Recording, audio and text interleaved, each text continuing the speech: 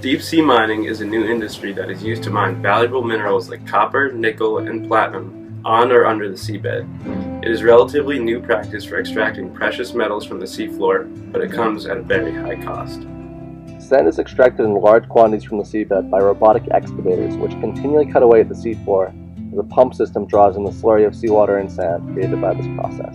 Clouds of slurry pose a major risk to coral populations and can severely damage and even kill the coral with the population they carry. The mining equipment also threatens larger animals.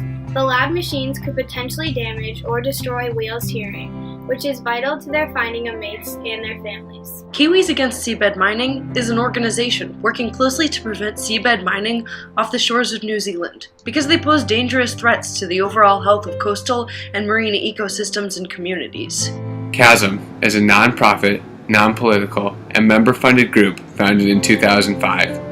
Their primary goal is to raise public awareness about the current proposals in place to mine off of the shores of New Zealand. Their goal is to protect the diversity of species that live in the ocean. Creatures like the Maui dolphin, which is projected to be completely extinct by 2031, because seabed mining has caused a 35% decrease in population in less than a decade.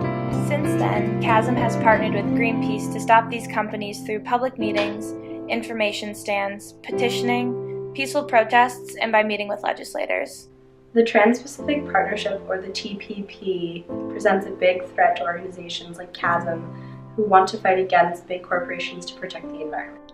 As it is currently written, the TPP allows for lawsuits called investor-state dispute settlements, which would allow international corporations to challenge laws made by governments concerning environmental policy or social laws that they feel will threaten their future profits.